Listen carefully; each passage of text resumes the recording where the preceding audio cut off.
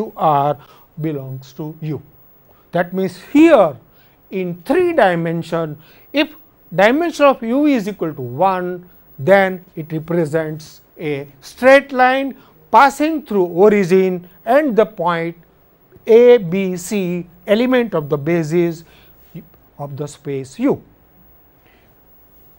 I leave it to you the case dimension of U equal to 2.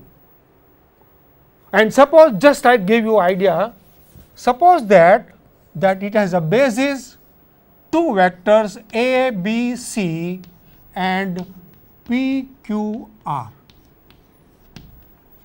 Then what we can say is, that here U represents a plane passing through 3 points, origin, the point A, B, C and point P, Q, R. And we know that a plane is uniquely determined by 3 points.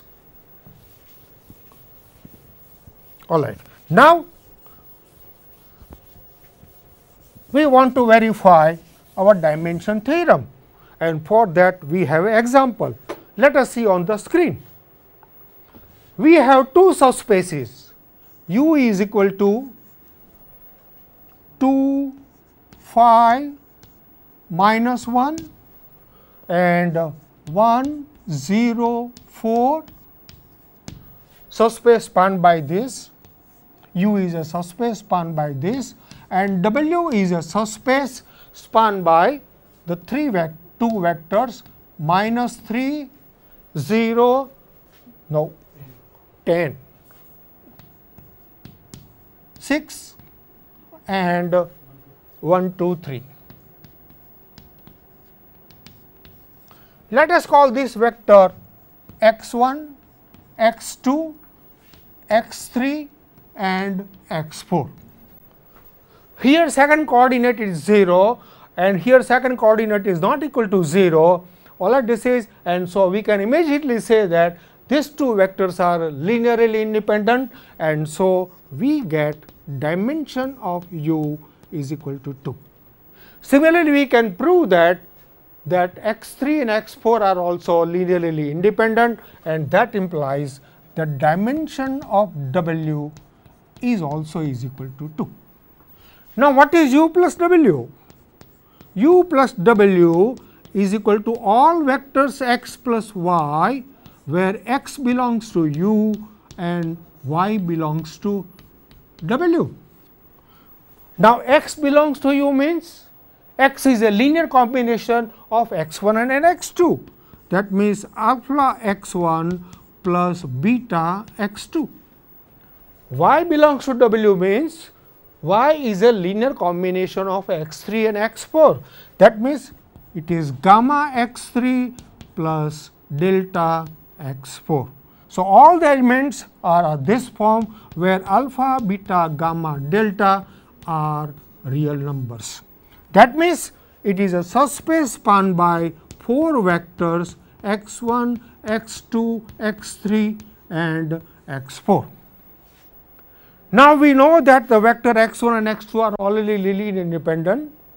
I leave it to you to show that this x3 is a linear combination of x1 and x2. So, we remove this x3 and I take this set as first,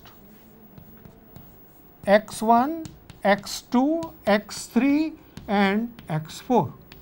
Just now we know that x1 and x2 are linearly independent. I leave it to you to show that this x3 is a linear combination of an x1 and x2. So, we remove this set x1 and we get the set S1 equal to x1, x2 and x4. Now, we can prove that x4 is linearly independent from x1 and x4. That means, these are 3 linearly independent vectors such that the subspace spanned by S1 is equal to the same as the subspace spanned by S, but the subspace spanned by S is equal to U plus W. So, U plus W is equal to the subspace spanned by x1, x2, x4, and that implies dimension of u plus w is equal to 3. Now, only thing remains for us to find out dimension of u intersection w. Suppose x is a vector belonging to u intersection w, then what we get? Then x is equal to alpha x 1 plus beta x 2, and it belongs to w also. So, it is gamma x 3 plus delta x 4. Now, let us put the values. So, we get alpha 2 5 minus 1 plus beta into 1 0 4 equal to gamma minus 3 10 6 plus delta 1 2 3. Equating both the sides, what we get is 2 alpha plus beta is equal to minus 3 gamma plus delta. Here we get phi alpha is equal to 10 gamma plus 2 delta, and finally, we get minus alpha plus 4 beta is equal to 6 gamma plus 3 delta.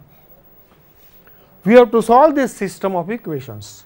So, from this equation we get alpha is equal to 1 upon phi 10 gamma plus 2 delta.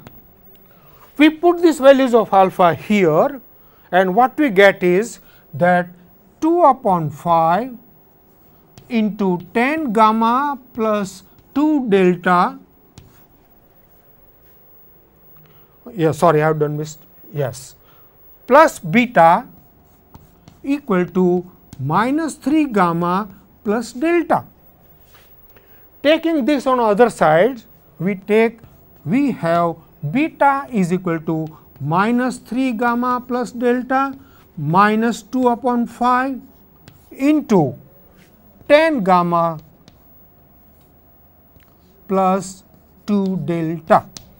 So, we get value of beta and value of alpha in terms of gamma and delta from these two equations.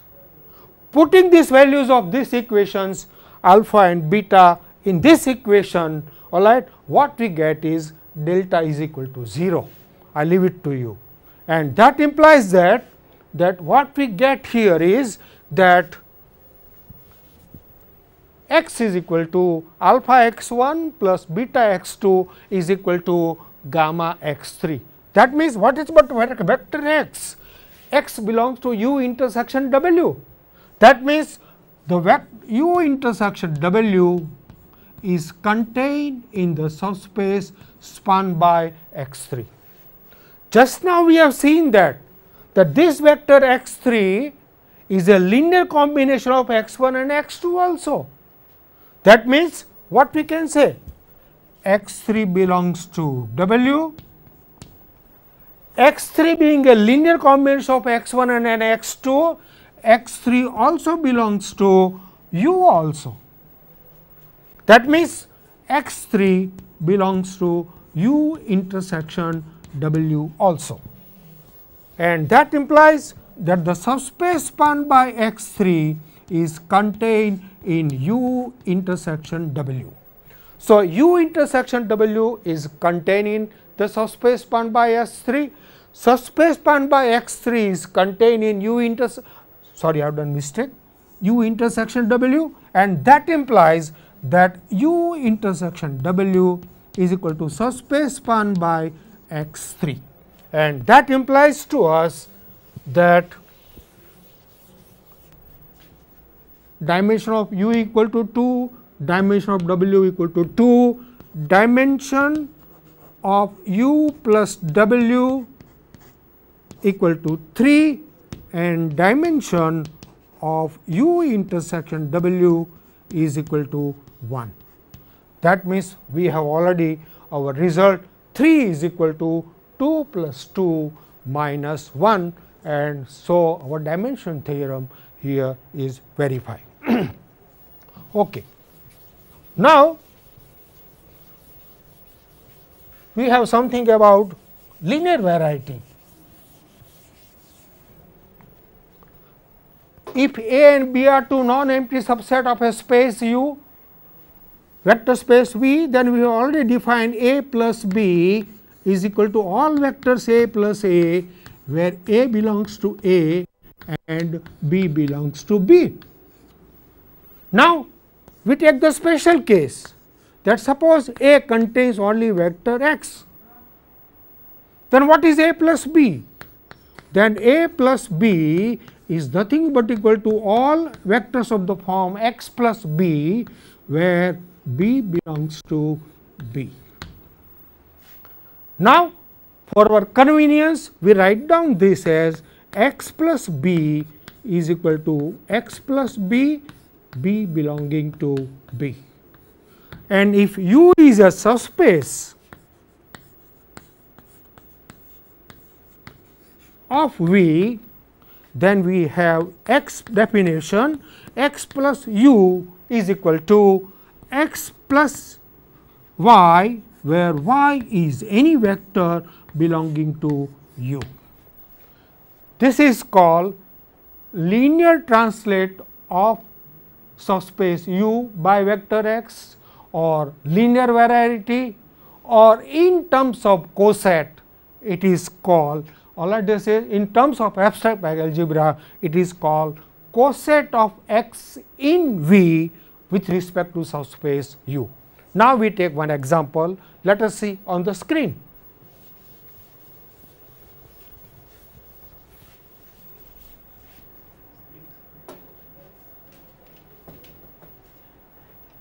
Yes, I want to give you one example that how we can find out the cosets.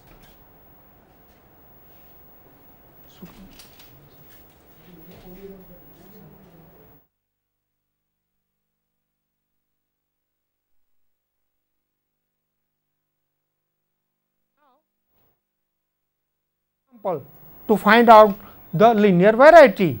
So, here I take the subspace U equal to 0 y, where y belonging to R 2. Our space V is R 2. So, what is our U actually? If you see in a figure, then what we get is all vectors of the form 0 y, where y belongs to R 2, and so this is our subspace U. Sorry, y belongs to R. Yeah. Now, let us take A is equal to 1 2, and let us find out the linear variety of A by U. So, what we get is A plus U is equal to, I have to write down this way, subspace spanned by 0 y. So, A plus U is equal to A plus Z, where Z is any vector belonging to U. What is our vector A? 1 2. And what is our Z? Z is a vector belonging to subspace U, and so it is of the form beta 0 y y dash for some scalar beta and some y dash. This I can write down again as 1 plus 2 plus beta y dash. So, A plus U is equal to this. Beta is arbitrary, y dash is also arbitrary, all right, beta and y dash are arbitrary. So, this being arbitrary, I can write down this as 1 plus z, where z is any real number. This 1 plus z, z is any real number. What is the meaning of this? This is a point all right. If I call this coordinate 1 0, then what is a 1 z? It is nothing but equal to the line parallel to y axis and passing through the point 1 0. So, this is the translate of u by a, or linear variety of u by a, or coset of a in V with respect to u. Now, I want to give you something. So, we have here all the cosets or all the linear varieties are nothing but the straight lines parallel to u axis. We can have the same thing in R2, in R3 also we have. Now, I want to give you something more here, and this you are going to study in abstract algebra next year, but I would like to give you something so that all of you can at that time remind about this. Suppose V is a vector space, U is a subspace, and let us take all the cosets A plus U, where A is any element belonging to V. So, this is the set of all cosets. In our examples, it is nothing but the set of all lines parallel to our y axis. Now, what are the properties of this coset? We denote this by V by U. It has some properties. Just I mentioned these properties without proof. First property is that A plus U is equal to U if and only if A belongs to U. Second, A coset A1 plus U equal to A2 plus U if and only if A1 minus A2 belongs to U. Now, we want to give a vector structure to this our set. To give the vector structure, we have to define two: vector addition and scalar multiplication. We define vector addition in this way, that if you have two cosets A plus U and second coset, I write down this addition in this form, plus A2 plus U, then we define this is equal to